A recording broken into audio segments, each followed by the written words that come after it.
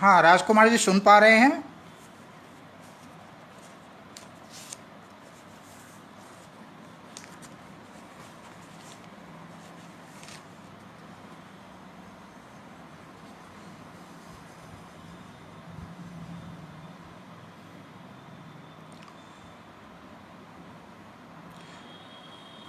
संस्कृत शौर्य समूह से जुड़े समस्त प्रतिभागियों का हार्दिक स्वागत है। इदानीं यावत् अस्माभिः यत् अधीतं तद्विषये संक्षेपेण किञ्चित् उक्त्वा अग्रे तावत् पाठं विधास्यामः।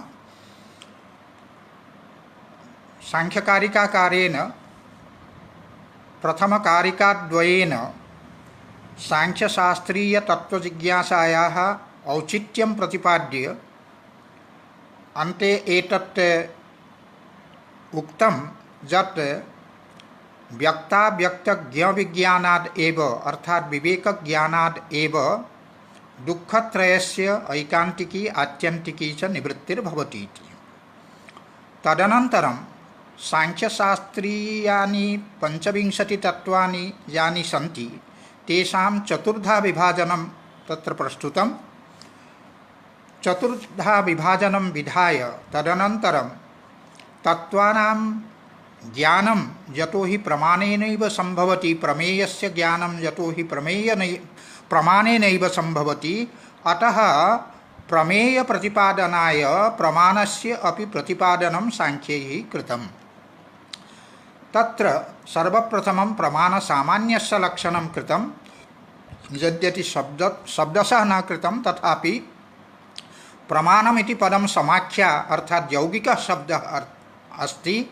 एतावता तस्य शब्दस्य प्रमाणशब्दस्य प्रमाणपदस्य निर्वचनेनैव तावत् प्रमाणस्य लक्षणमपि प्रस्तुतं भवति। प्रमीयते अनेन इति यन्निर्वचनं तदेव प्रमाणस्य लक्षणं, किंच प्रमाणमिति लक्ष्यम् इति तत्र प्रतिपादितं। तदनन्तरं प्रमाणत्रैविध्यं सांख्यैः स्वीक्रियते इति कृत्वा तत्र उक्तं दृष्टम् अनुमानम् आप्तवचनं चेति त्रिविधं प्रमाणं तावत् सांख्यानाम् इष्टम् इति तत्र उक्तं। तदनन्तरं प्रमाणविशेषस्य तावत् लक्षणं प्रस्तुतव्यम् इति कृत्वा तत्र प्रमाणविशेषस्य लक्षणं प्रस्तुतं। तत्र प्रत्यक्षस्य लक्षणं कृतं प्रतिविषयाध्यवसायः इति, अनुमानस्य लक्षणं कृतं लिङ्गलिङ्गिपूर्वकमिति, आप्तवचनप्रमाणस्य लक्षणं कृतं आप्तश्रुतिः इति। एवं क्रमेण तावत् प्रमाणविशेषस्य लक्षणं प्रस्तूय तदनन्तरं केन प्रमाणेन कस्य प्रमेयस्य बोधो भवति इति प्रतिपादनाय तत्र उक्तं यत् सामान्यतस्तु दृष्टाद् अतीन्द्रियाणां प्रतीतिरनुमानात्, अर्थात् अतीन्द्रियाणां प्रधानादीनां तावत् तत्त्वानां यत् ज्ञानं भवति तत् सामान्यतो दृष्टेन अनुमानेन भवति। किंच यत् तत्त्वं सामान्यतो दृष्टेन अनुमानेन किंच शेषवद् अनुमानेन चापि भवितुं नार्हति, तस्य तावत् ज्ञानम् आप्तागमात् भवति, आप्तवचनप्रमाणेन भवति इति तत्र उक्तं।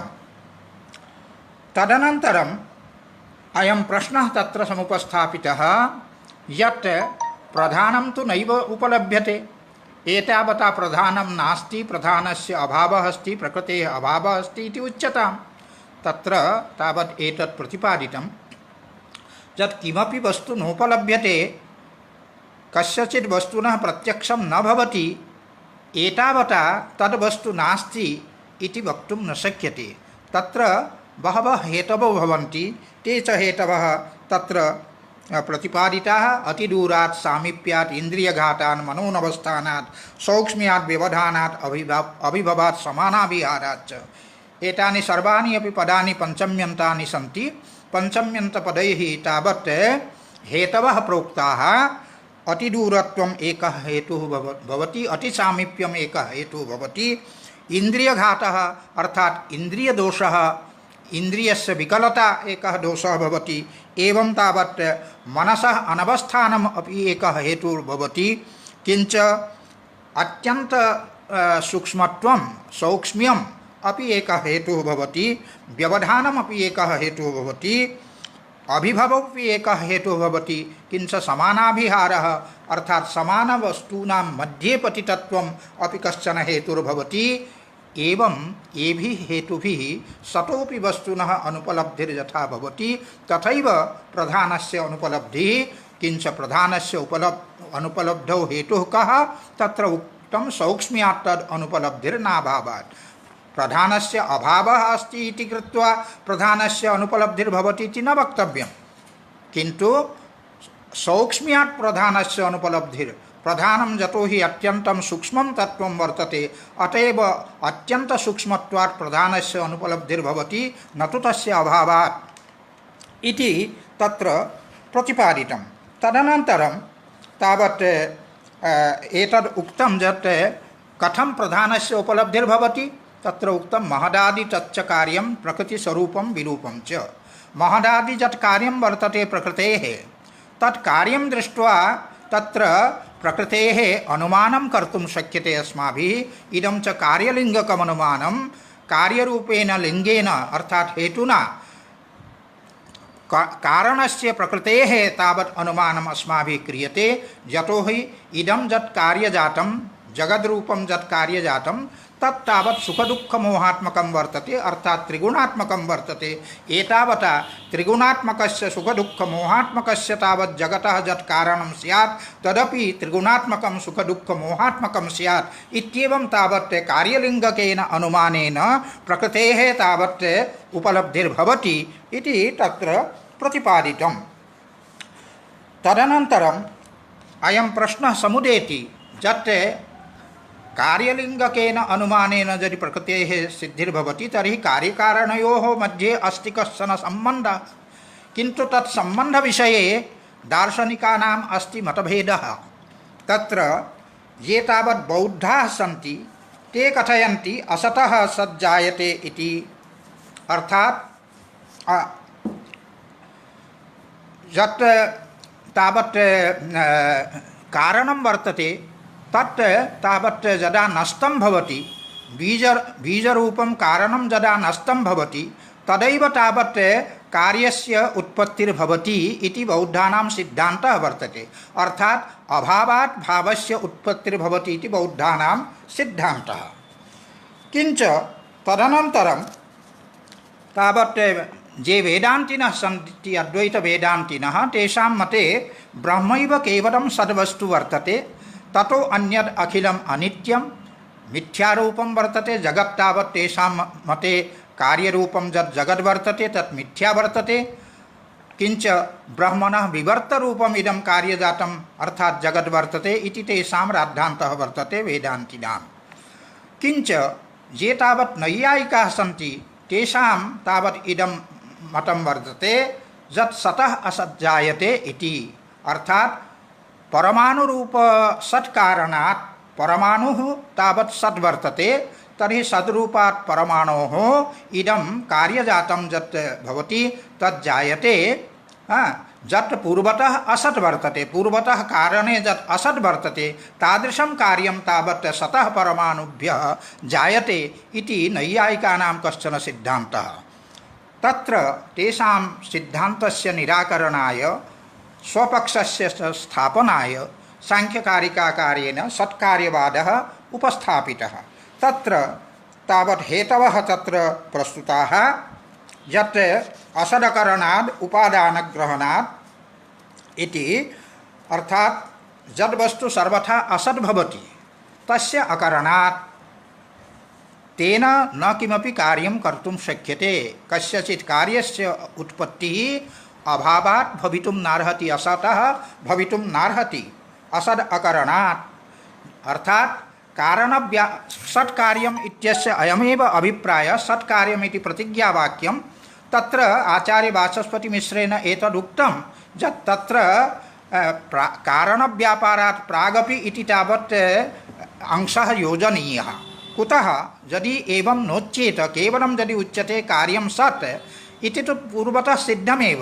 यदि सिद्धस्य पुनः सिद्धिः क्रियते तर्हि सिद्धसाधनं दोषो भवति। अतः वक्तव्यं कारणव्यापारात् ऊर्ध्वं यथा तावत् कार्यं सद्भवति तत्तु नैयायिकैः अपि स्वीक्रियते। कारणव्यापारात् ऊर्ध्वं यथा कार्यं सद्भवति तथैव कारणव्यापारात् पूर्वमपि स्वकारणे कार्यम् अव्यक्तरूपेण सद्भवति इति सत्कार्यम् इति प्रतिज्ञावाक्यस्य अभिप्रायः। तत्र इमे हेतवः सन्ति असदकरणादिति, अर्थात् यत् वस्तु सर्वथा असद्भवति तस्य अकरणात् इति तत्र उक्तं। किंच तदनन्तरम् उक्तम् उपादानग्रहणादिति। यदि कस्यचित् कार्यस्य अभिलाषा भवति यत् इदं कार्यं स्यादिति तदा जनैः किं क्रियते, तस्य यद् उपादानकारणं तस्यैव ग्रहणं क्रियते। कुतः? यतोहि कार्यकारणयोः सम्बन्धः भवति। तत्र उपादानपदस्य अर्थः कारणं, किंच ग्रहणम् इत्यस्य अर्थः कार्येन सह सम्बन्धः। कारणस्य कार्येन सह सम्बन्धो भवति। अतएव यस्य कार्यस्य उत्पत्तिः इष्यते तस्य कारणस्य तावत् ग्रहणं क्रियते, यतोहि तयोः अस्ति सम्बन्धः इति उपादानग्रहणात् इति उक्तं। तदनन्तरम् उक्तं सर्वसम्भवाभावात्, सर्वस्मात् कारणात् सर्वेषां कार्याणाम् उत्पत्तिः न भवति, किन्तु कैश्चित् निश्चितैः तावत् कारणैः केषाञ्चित् निश्चितानां तावत् कार्याणाम् उत्पत्तिः भवति इति तत्र उक्तं सर्वसम्भवाभावात् इति। तदनन्तरम् उक्तं यत् शक्तस्य शक्यकरणात्, अर्थात् यस्मिन् कार्ये यत् कारणं शक्तं वर्तते, अर्थात् यस्य कार्यस्य अभिव्यक्तये यस्मिन् कारणे शक्तिर्भवति तदेव शक्तं कारणं तत् शक्यं कार्यं तावत् उत्पादयति इति कश्चन सिद्धान्तो वर्तते। तदनुसारेण शक्तस्य शक्यकरणात् इति हेतोरपि कार्यम् अभिव्यक्तेः पूर्वमपि स्वकारणे सद्भवति, विद्यमानं भवति इति तत्र आयातं। किंच अन्ते उक्तं कारणभावाच्च सत्कार्यम्, अर्थात् कार्यं कारणात्मकं भवति, कार्यकारणयोः अभेदः सम्बन्धो भवति, तादात्म्यसम्बन्धो भवति। एतावता पि एतत् सिद्ध्यति यत् यदा भवता उच्यते कारणं सत् तदा कार्यं तदभिन्नं यत् कार्यं तत् कथम् असत् स्यात् इति कृत्वा कार्यम् अभिव्यक्तेः ऊर्ध्वमिव अभिव्यक्तेः पूर्वमपि स्वकारणे अव्यक्तरूपेण सत् इति भवता मन्तव्यम्।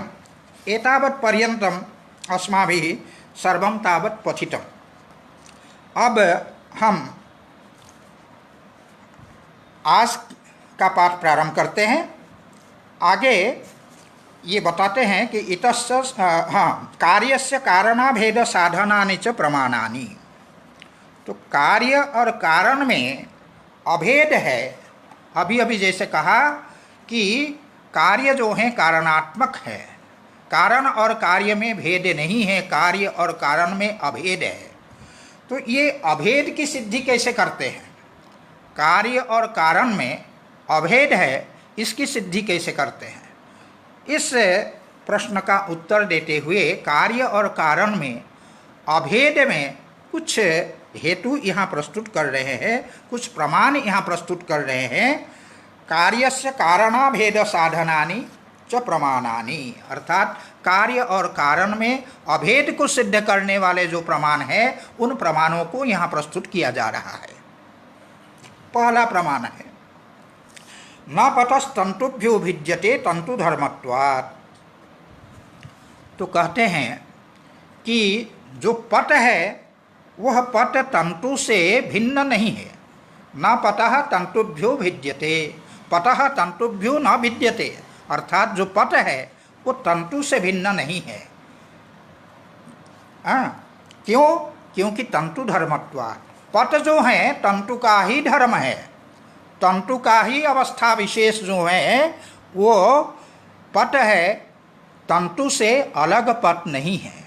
तंतु और पट में कोई भेद नहीं है, दोनों में अभेद है। आगे कहते हैं यह यत् जतो भिद्यते तत् तस्य धर्मो न भवति। जो जिससे भिन्न होता है वह उसका धर्म नहीं होता है। उदाहरण देते हैं यथा गौर अश्वस्य। गौ अलग है और अश्व अलग है। गाय और घोड़ा ये दोनों जो हैं अलग अलग पशु विशेष है। दोनों एक दूसरे से भिन्न हैं।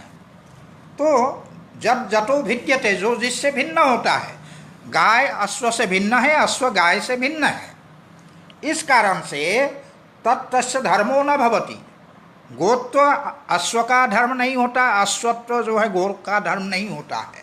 यही कहते हैं कि जब यतो भिद्यते, जो जिससे भिन्न होता है वह उसका धर्म नहीं होता है।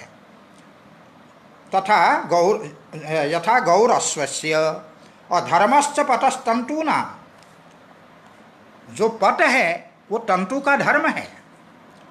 इसीलिए कहते हैं तस्मात् न अर्थांतरम, चूंकि पट तंतु का ही धर्म है, इसीलिए तंतु का ही धर्म होने के कारण पट और तंतु में कोई भेद नहीं है, दोनों में अभेद है। तंतु कारण है, पट कार्य है, इन दोनों कार्य और कारण में भेद नहीं है, अपितु अभेद है। यह एक प्रमाण प्रस्तुत किया। इसके बाद दूसरा प्रमाण प्रस्तुत करते हुए कहते हैं उपादानोपादेय भावाच्च न अर्थांतरत्वं तंतुपतयो। तंतु और पट में उपादान और उपादेय भाव संबंध है। तंतु जो है उपादान है और पट जो है उपादेय है, दोनों में उपादान उपादेय भाव संबंध है। इसलिए कहते हैं कि उपादान पादेय भावाच्च, तंतु चूंकि उपादान है और पद चूंकि उपादेय है, इसलिए इनके बीच में उपादान उपादेय भाव संबंध होने के कारण भी न अर्थांतरत्वम तंतुपतयोः, तंतुपतयोः न अर्थांतरत्वम। तंतु और पट एक दूसरे से अलग नहीं है, एक दूसरे से भिन्न नहीं है। क्यों? कहते जयोर अर्थांतरत्वम न तयोर उपादानोपादेय भावः। यहाँ देखिए ये सब निषेधात्मक, इनको अभीत अनुमान कहते हैं। ये कहते हैं जयोर अर्थांतरत्वम, जिनमें अर्थांतरत्व माने एक दूसरे से जो अलग हो, उसमें न तयोर उपादानोपादेय भावः, उनमें उपादान और उपादेय भाव हो नहीं सकता है। अगर दोनों वस्तु भिन्न हो तो उनमें उपादान और उपादेय भाव नहीं हो सकता है। जो अभिन्न है उसी में जो है उपादान और उपादेय भाव संभव है। आगे बताते हैं कि जयोर अर्थांतरत्वम न तयोर उपादानोपादेय भावः, उसमें उदाहरण देते हुए कहते हैं यथा घटपटयोः। घट पट का उपादान नहीं है, पट घट का उपादेय नहीं है, इनमें उपादान उपादेय भाव नहीं है, क्योंकि ये एक दूसरे से ये भिन्न है। एक दूसरे से जो भिन्न होते हैं उनमें उपादान और उपादेय भाव संबंध नहीं होता है।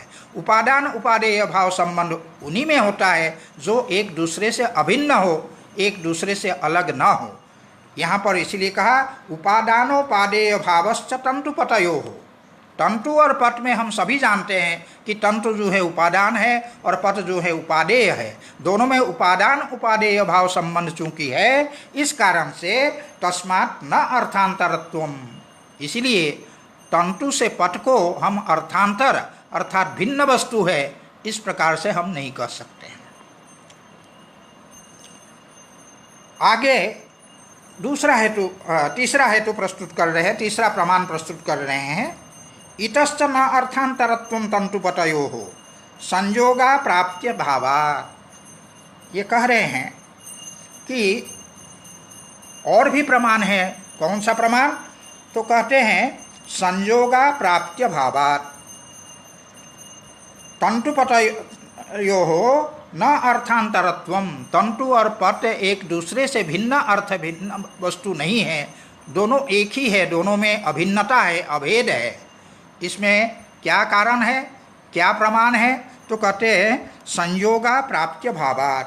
संयोग और वियोग, संयोग और विभाग, इन दोनों के अभाव होने के कारण, संयोग और अप्राप्ति अर्थात विभाग, इन दोनों के अभाव होने के कारण संयोगा प्राप्त्य भावात् संयोगश्च प्राप्तिश्च इति संयोगा प्राप्ति अयोः अभावात् संयोगा प्राप्त्य भावात्। संयोग और अप्राप्ति इन दोनों के अभाव के कारण अर्थात संयोग और विभाग इन दोनों के अभाव के कारण भी तंतु और पट एक दूसरे से भिन्न नहीं है।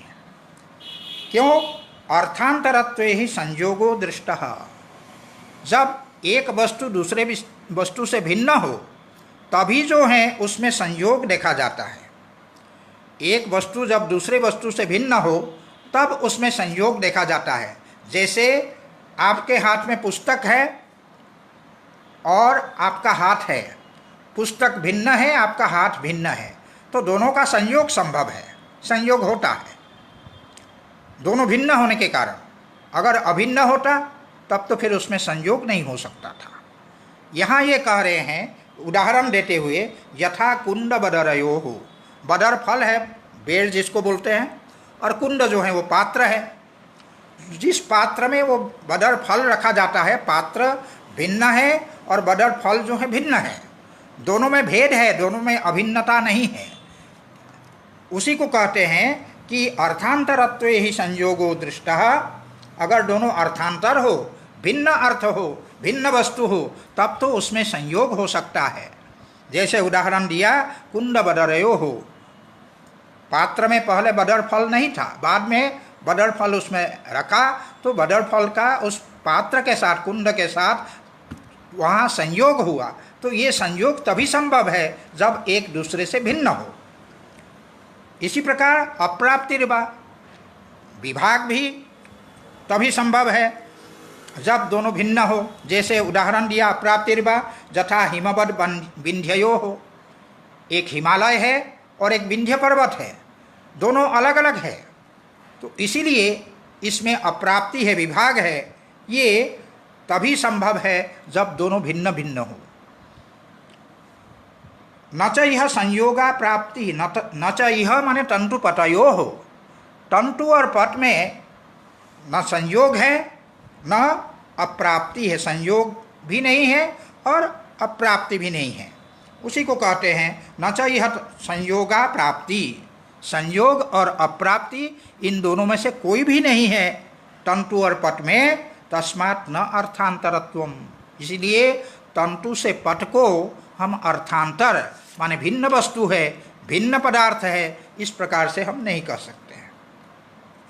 आगे और प्रमाण प्रस्तुत करते हैं। इतश्च पटस्तंतुभ्यो न विद्यते गुरुत्वांतर कार्या ग्रहणा। ये कह रहे हैं कि तंतु और पट में भिन्नता नहीं है, भेद नहीं है। इसमें क्या कारण है? तो कहते गुरुत्वांतर कार्या ग्रहणा।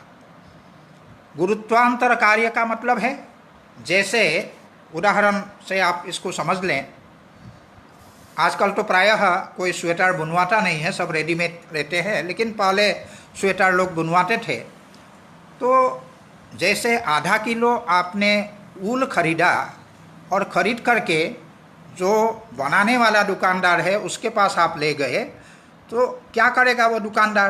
पहले तराजू में उसको रखेगा, तराजू में रखेगा, रख करके देखेगा कि हाँ आधा किलो है, और उस आधा किलो ऊल से जब वो स्वेटर बनाएगा, बनाने के बाद जितना लगा उसमें वो लगा, अगर वो कुछ कम लगा तो जो बचा हुआ है वो ऊल और बुना हुआ स्वेटर दोनों को जब आप लेने जाएंगे उस समय आपके सामने तराजू पर उन दोनों को रख देंगे, तो दोनों मिल करके आधा किलो होगा, 500 ग्राम होगा। क्यों?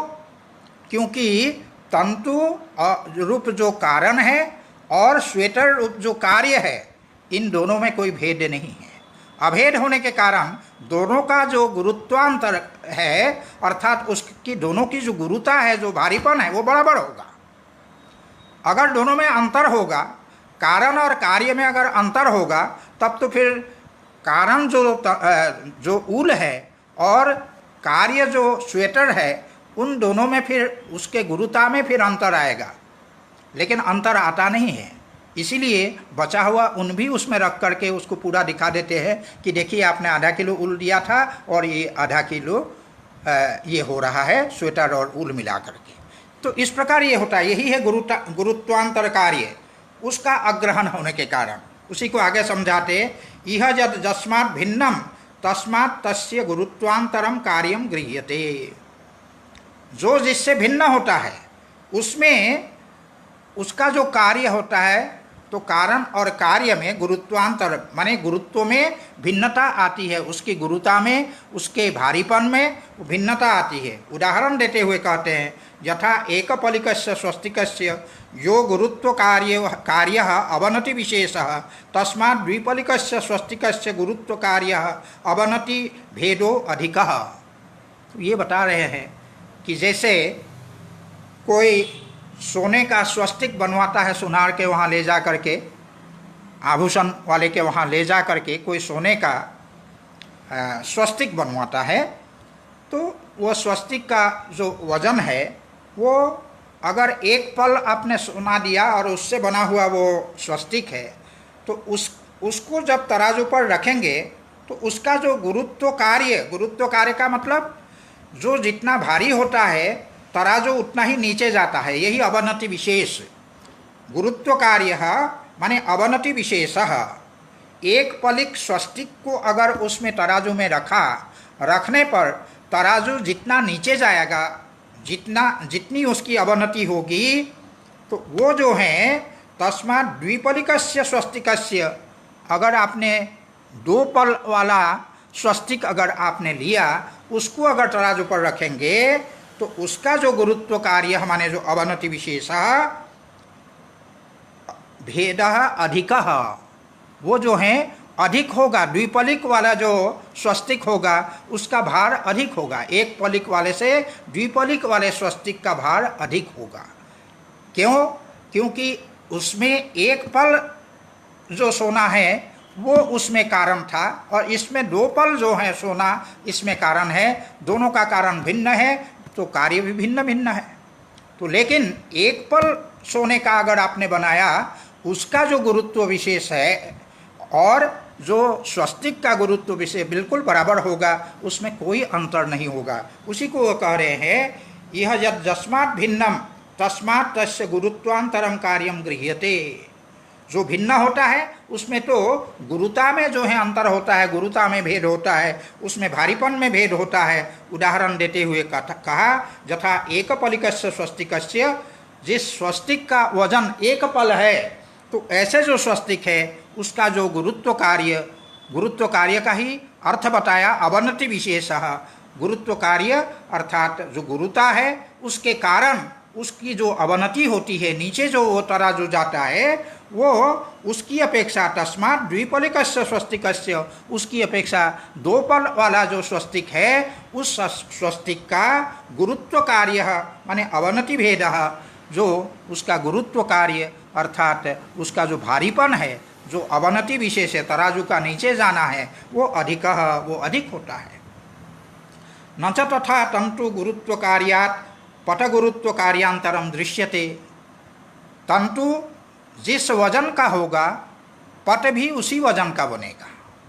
जितने वजन के तंतु को लेकर के आप पट का निर्माण करेंगे, तंतु का वजन और पट का वजन दोनों बराबर होगा, दोनों की गुरुता बिल्कुल बराबर होगा। इसीलिए कहते हैं न च तथा तंतु गुरुत्व कार्यात्, तंतु की जो गुरुता है तराजू पर रखने पर, वह तंतु को रखने पर वह जितना नीचे तराजू जाएगा, और पट को रखेंगे उतने ही तंतु का बना हुआ जो पट है उसको अगर रखेंगे उसकी भी गुरुता उतनी ही होगी, अर्थात वो तराजू उतना ही नीचे जो है वो जाएगा। तो इसी को ये कह रहे हैं न च तथा तंतु गुरुत्व कार्यात् पट गुरुत्व कार्यांतरम दृश्यते। तंतु की जो गुरुता है उससे पट की जो गुरुता है अंतर नहीं दिखता है, उसमें भेद नहीं दिखता है। इस कारण से तस्मात् अभिन्न तंतुभ्यो पटः, इसीलिए तंतु से पट अभिन्न है, अर्थात कारण से कार्य अभिन्न है, ये बात सिद्ध होती है। इति यहाँ तक बताया। तानि एतानि अभेद साधनानि अबीतानि, ये जो हैं अबीत अनुमान इसको हम कहते हैं, क्योंकि ये सब निषेधात्मक दृष्टि से व्यतिरेक व्याप्ति से ये अनुमान होता है। इस कारण से ये बताया कि ये कार्य और कारण में अभेद सिद्ध करने वाले ये अभीत अनुमान हैं। इसके पश्चात करते हैं एवं अभेदे सिद्धे, जब तंतु और पट में इस प्रकार से अभेद सिद्ध हो जाता है, तंतु और पट तो एक उदाहरण है, कारण और कार्य में जब अभेद सिद्ध हो जाता है तब एवं अभेदे सिद्धे तंतव एव तेन तेन संस्थान भेदेन परिणताः पटः न तंतुभ्यो अर्थांतरम पटः। तो कहते तंतु अलग दिखता है और पट जो है अलग दिखता है, तंतु और पट एक जैसे तो दिखता नहीं है। तो कहते हैं वो तंतु से पट किस रूप में आपको भिन्न दिखता है, इसलिए दिखता है कि इस प्रकार पर जो तंतु है वो तंतु ही तंतवः एव तेन तेन संस्थान भेदेन, तेन तेन संस्थान भेदेन का तात्पर्य है उसका जो ताना बाना है, आतान बितान है, आतान बितान रूप जो विशिष्ट अवयव सन्निवेश है, एक को लंबाई में रखा एक को चौड़ाई में रखा, रख करके जो बूंदिया, यही है उसका संस्थान भेद। इस संस्थान भेद के कारण वो तंतु ही जो हैं वो पट रूपेण परिणताः, तंतवः एव परिणताः, तंतु ही जो हैं पट के रूप में परिणत होते हैं, वही है पटः। न तंतुभ्यः अर्थांतरम पटः, तंतु से कोई अर्थांतर नहीं है, भिन्न वस्तु नहीं है पट। तो अब एक प्रश्न उठाते हैं कि उसमें क्रिया भेद, निरोध भेद, बुद्धि भेद, व्यवहार भेद, अर्थक क्रिया भेद ये सब दिखाई पड़ते हैं। उसी का प्रश्न उठाते हैं, स्वात्मनि क्रिया निरोध बुद्धि व्यपदेशार्थक क्रियावस्था भेदाश्च न ऐकांतिकम भेदम साधयितुम अर्हन्ति। तो स्वात्मनि माने उसी तंतु में ही जो है क्या है, तंतु और पट में, तंतु से पट की उत्पत्ति होती है, उसको हम कहेंगे क्रिया। क्रिया का तात्पर्य है उत्पत्ति ही, क्रिया उत्पत्ति ही। और निरोध का तात्पर्य है निरोध विनाशः, निरोध का मतलब है विनाश, उत्पत्ति और विनाश। जैसे पट की उत्पत्ति होती है हम कहते हैं, पट का विनाश होता है हम कहते हैं। पट अगर जल जाए, पट अगर जीर्ण हो जाए तब हम कहते हैं पट नष्ट हो गया, और जब पट बन करके तैयार होता है तब हम कहते हैं पट उत्पन्न हुआ। तो इस प्रकार से पट की उत्पत्ति और पट का विनाश निरोध है। और तयोर या बुद्धि ही, इन दोनों की जो बुद्धि है, क्या बुद्धि है, पटः उत्पद्यते घटो विनश्यति, पट जो है उत्पन्न हो रहा है और घट विनष्ट हो रहा है, इस प्रकार की जो हमारी बुद्धि होती है, या पटो विनश्यति, पटः उत्पद्यते पटो विनश्यति, पट जो है उत्पन्न हो रहा है और पट जो है विनष्ट हो रहा है, इस प्रकार की जो बुद्धि है उसी को कहा क्रिया निरोध बुद्धि। तो ये जो क्रिया और उत्पत्ति और निरोध अर्थात उत्पत्ति और विनाश की जो बुद्धि है, इस प्रकार की बुद्धि। और व्यपदेश क्या है, व्यवहार क्या है, तंतुषु पटः इत्याकारको व्यवहारः। तंतु में पट, तंतु को हम तंतु कहते हैं, और तंतु से बना हुआ जो पट है उसको हम पट कहते हैं। तो उसमें जो है तंतुषु पटः, इस प्रकार का जो हम व्यवहार करते हैं। साथ ही साथ अर्थक क्रिया, अर्थक क्रिया क्या है, अर्थक क्रिया का तात्पर्य है उसका जो कार्य हम तंतु से करते हैं वह कार्य पट से नहीं, जो पट से करते हैं वो तंतु से नहीं। जैसे तंतुओं से हम सिलाई का कार्य कर सकते हैं, लेकिन ओढ़ने का कार्य, शरीर ढकने का कार्य तंतु से हम नहीं करते हैं। तो पट से हम शरीर को ढकने का कार्य कर सकते हैं, लेकिन तंतु से सिलाई का कार्य हम नहीं कर सकते हैं। तो इसीलिए यही कहते हैं, यही अर्थक क्रिया में परस्पर जो है भेद है।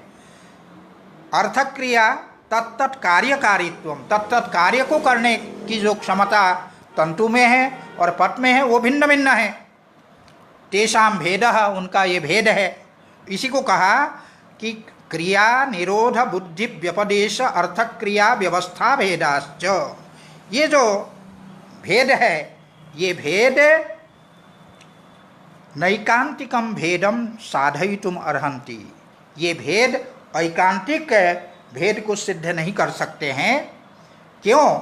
क्योंकि एकस्मिन्नपि तत्तद् विशेषाविर्भाव तिरोभावाभ्याम एतेषाम अविरोधात्। तो कहते एक हो एक वस्तु में भी तत्तद विशेषाविर्भाव, तत्तद जो विशेषता है उसका आविर्भाव, जो तंतु है उस तंतु में ही पट के रूप में, तंतु में वो पट जो है आविर्भूत होता है, पट का आविर्भाव होता है।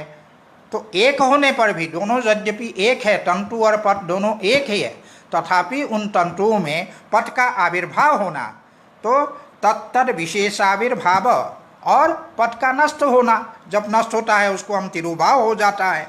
इसके द्वारा तिरुभावाभ्याम एतेषाम अविरोधात्, हम अगर कहते हैं कि पटः उत्पद्यते और पटो विनश्यति, इसका तात्पर्य क्या हुआ?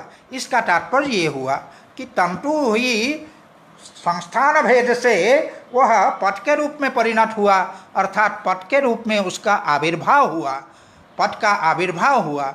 और जब हम कहते हैं पटो विनश्यति, पट जो है नष्ट होता है, उसका तात्पर्य है कि वह उसका तिरुभाव हुआ, पट का तिरुभाव हुआ। इस प्रकार से आविर्भाव और तिरुभाव एक में भी संभव है। इस कारण से, इसके कारण हम एकांततः अर्थात क्रिया, निरोध, बुद्धि और व्यपदेश माने व्यवहार, अर्थक क्रियाकारित्व इत्यादि के द्वारा हम ये नहीं कह सकते हैं कि इन दोनों में सर्वथा भेद है, ऐसा हम नहीं कह सकते। न ऐकांतिकम भेदम साधयितुम अर्हन्ति, क्योंकि एकस्मिन्नपि तत्तद विशेषाविर्भाव तिरोभावाभ्याम एतेषाम अविरोधात्, इनमें कोई किसी प्रकार का विरोध नहीं है। आगे इसी का उदाहरण देते हुए वो कहते हैं कि यथा ही कूर्मस्य अंगानि कूर्म शरीरे निविशमानं, हाँ,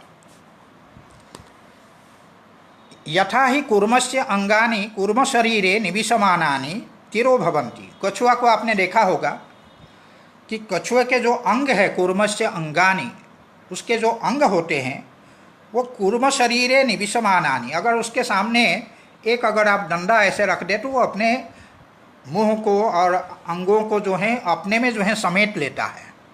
तो ये अंग जो है उसमें निविष्ट हो जाते हैं, तो उसको हम क्या कहेंगे कि कूर्म के शरीर में उसके अंग जो है उसका तिरोभाव हो रहा है। इसी को कह रहे हैं यथा ही कूर्मस्य अंगानि कूर्म शरीरे निविशमानानि, कूर्म के कछुए के स्वयं के शरीर में निविष्ट होते हुए उनके जो अंग है उनको कहते हैं तिरो भवन्ति, उनका तिरुभाव हो रहा है, ऐसा हम कहते हैं।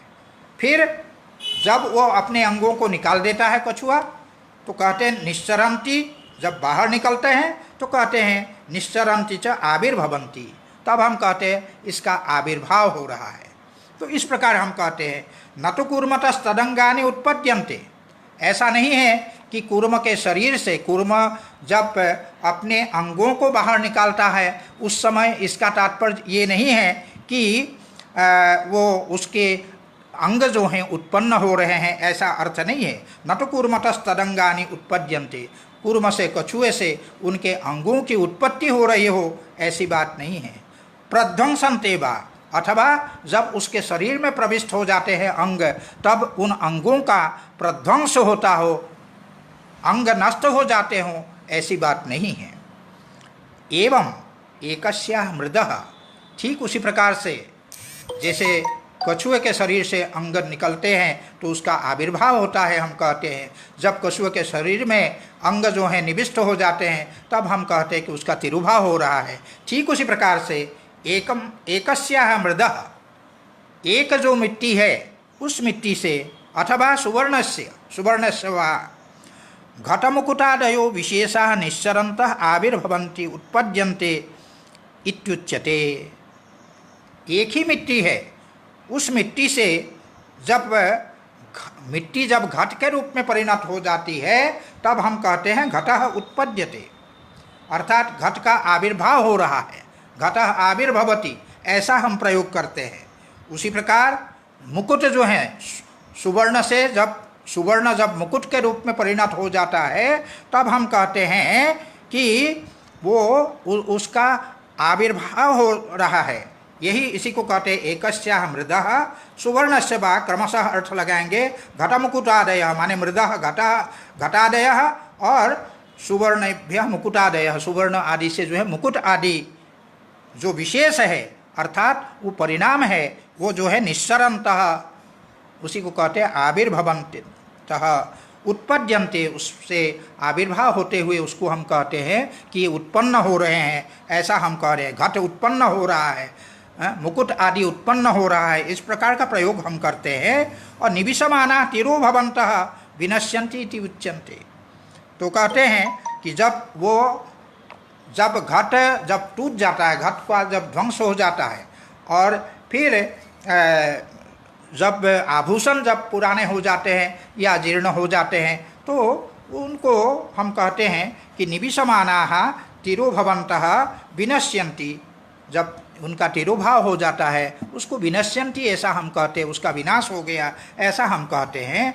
न पुनरसताम उत्पादः सताम वा निरोधः, जो वस्तु सर्वथा असत है उसकी उत्पत्ति नहीं हो सकती है, और सताम वा निरोधः, जो सत वस्तु है उसका विनाश भी संभव नहीं है। जैसा कि यथा भगवान कृष्ण द्वैपायन, जैसा कि भगवान व्यास ने श्रीमद् भगवत गीता में कहा है, ना सतो विद्यते भावो ना भावो विद्यते सतः, असतः भावो न विद्यते। सर्वथा जो असत है, जो अलीक है, उसकी सत्ता संभव नहीं है। ससविषाण है, जो अलीक है, उसकी सत्ता संभव नहीं है। और ना भावो विद्यते सतः, जो सद्वस्तु है, जैसे वहाँ प्रसंग आत्म तत्व का है, जो आत्म तत्व है वो अविनाशी है, इसलिए उस अविनाशी तत्व का कभी अभावो न, सतः अभावो न विद्यते। जो सद्वस्तु होता है, आत्म तत्व है, ब्रह्म तत्व है, तो उसका अभाव कथमपि नहीं हो सकता है। इसलिए वो कहा कि ना भावो विद्यते सतः, यह श्रीमद् भगवद गीता में कहा गया है। इसी का उल्लेख करते हुए यहाँ कहा, न पुनर असताम उत्पादः, जो वस्तु पहले से नहीं है उसकी उत्पत्ति संभव नहीं है। और सताम वा निरोधः, अथवा जो सत है, जो सद वस्तु है, उसका अभाव अर्थात उसका निरोध अर्थात उसका विनाश, वो भी संभव नहीं है। तो इस प्रकार से ये बात सिद्ध होती है।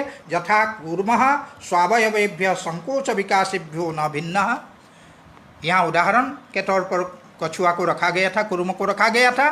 तो यहाँ बताते हैं कि जिस प्रकार से कूर्मः स्वावयवेभ्यो संकोच विकासेभ्यः स्वावयवेभ्यः, जो कूर्म है, कछुआ है, उसके जो अंग है वो संकोच और विकासशील है। वो चाहे तो उन अंगों को संकुचित कर ले, अपने में उसको निविष्ट कर ले, अथवा उसको बाहर निकाल दें, विकसित कर दें। तो इसीलिए उनको कहा गया संकोच विकासी, उनके अंगों को संकोच विकासी कहा गया है, क्योंकि संकोच भी कर सकता है अंगों का और उसका विकास भी कर सकता है। ऐसे जो कछुए के जो अंग है, तो उन अवयवों से, उन अंगों से, जिस प्रकार से कूर्म न भिन्नः कूर्मः न भिन्नः, कछुआ भिन्न नहीं है, अंगों से भिन्न कछुआ नहीं है, ठीक उसी प्रकार से एवं घटमुकुटादयोपि मृत सुवर्णादिभ्यो न भिन्ना, ठीक उसी प्रकार से घट और मुकुट आदि, जो घट मृत्यु से आविर्भूत हुआ है और जो मुकुट सुवर्ण से आविर्भूत हुआ है, तो ऐसे घट मुकुट आदि को हम मिट्टी और सुवर्ण आदि से अलग नहीं कर सकते हैं। घट को हम मिट्टी से अलग नहीं कर सकते हैं, मुकुट को हम सुवर्ण से अलग नहीं कर सकते हैं, दोनों में अभेद है। अर्थात कहने का तात्पर्य है कार्य और कारण में अभेद है, यह बात इससे सिद्ध होती है।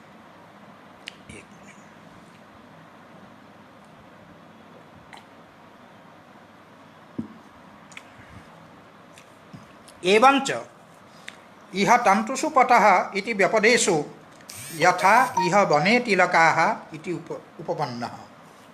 यहाँ प्रश्न ये है कि आपने उत्पत्ति और विनाश को लेकर के शुरू में जो ये प्रश्न उठाया था, क्या प्रश्न था कि स्वात्मनि क्रिया निरोध बुद्धि व्यपदेश अर्थक्रिया व्यवस्था भेदाश्च न ऐकांतिकम भेदम साधयितुम अर्हन्ति।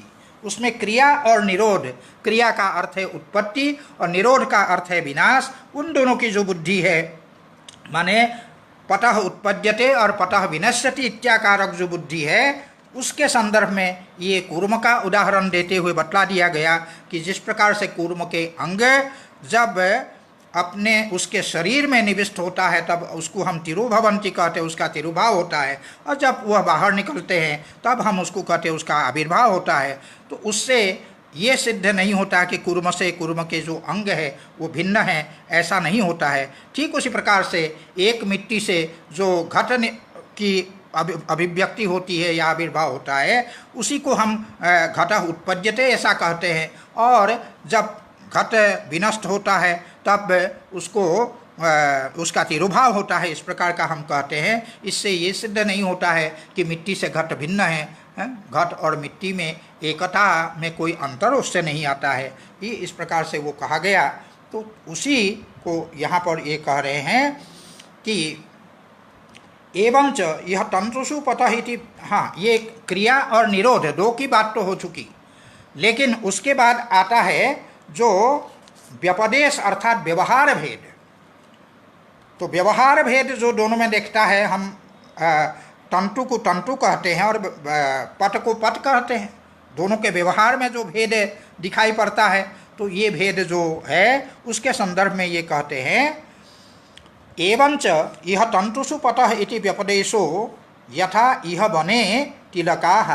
तंतु में पट ऐसा हम कहते हैं, ऐसा व्यवहार करते हैं, अर्थात ऐसा प्रतीत होता है कि तंतु मानो भिन्न हो और पट मानो भिन्न हो, ऐसा प्रतीत होता है ऐसे व्यवहार से।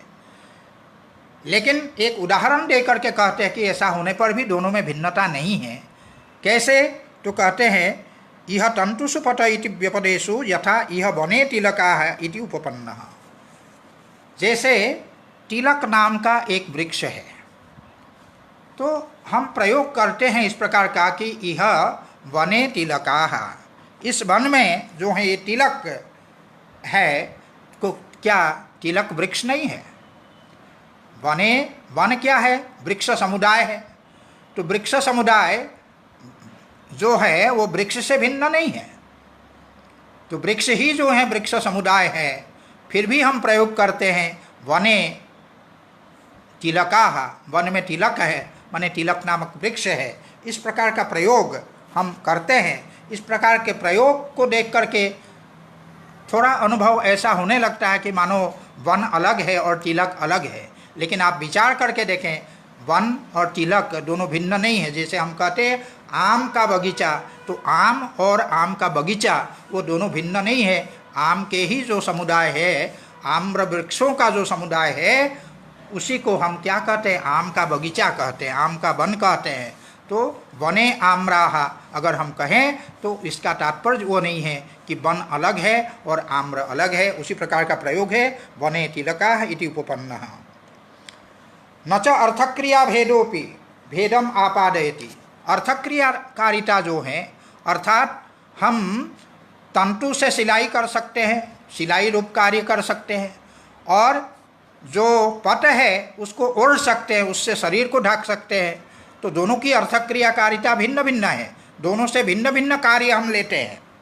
तो ये जो भेद है, अर्थक्रिया भेद है, वो भी न भेदम आपादयति, वो भी भेद उत्पन्न नहीं कर सकता है, भेद को सिद्ध नहीं कर सकता है। क्यों?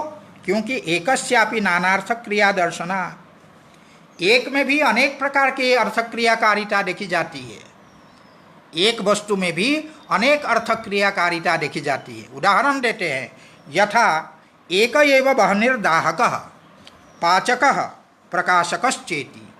वह्नि तो एक ही है, वही एक वह्नि, एक अग्नि, वह दाहक अर्थात दाह रूप कार्य भी करता है, जलाने का कार्य भी करता है। और पाचकः, उसी अग्नि में हम खाना पकाते हैं, तो खाना पकाने का जो कार्य है, जो पाचन क्रिया है, उसको भी करने वाला वो अग्नि है।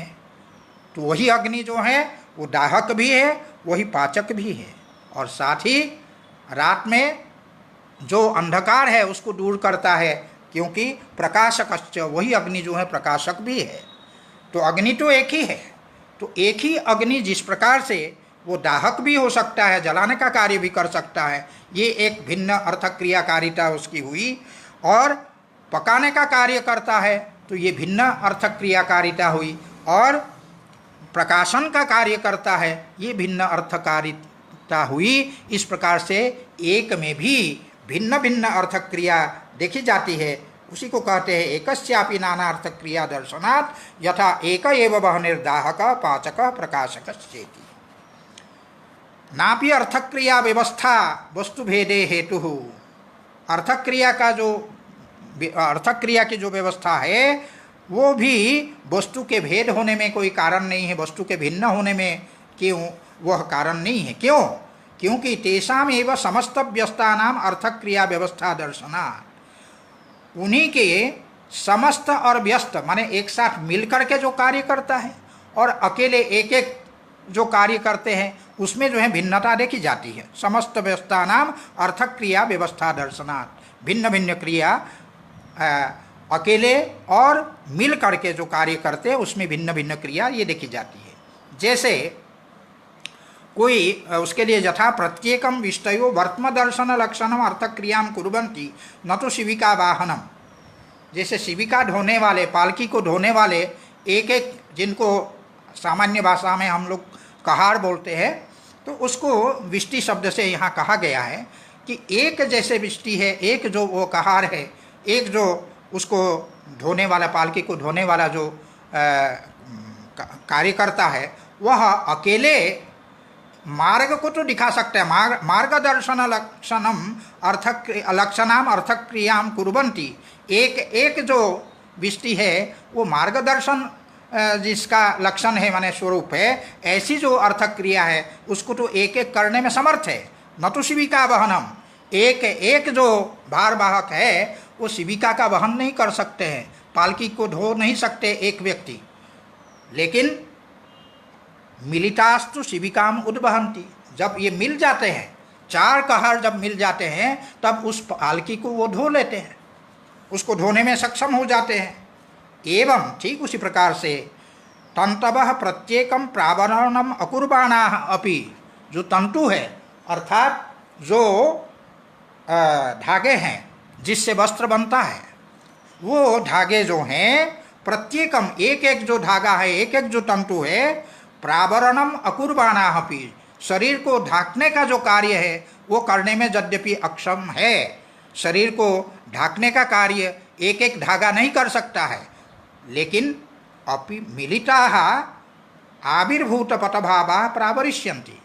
वही जो है तंतु, वही जो है धागे परस्पर मिल करके जब पट के रूप में परिणत हो जाता है, आविर्भूत तंतु भावा पट, आविर्भूत पटभावा, वही तंतु जब पट के रूप में आविर्भूत हो जाते हैं, अर्थात पट के रूप में उन तंतुओं का जब परिणाम हो जाता है तब प्रावरिष्यन्ति, वही तंतु, वही धागे जो हमारे शरीर है उसको ढांकने का कार्य कर सकते हैं। तो इस प्रकार से हमने देखा कि यहाँ तक यह प्रयास किया गया कि कारण और कार्य में अभेद है, उसमें ये सारी युक्तियाँ बताई गई है।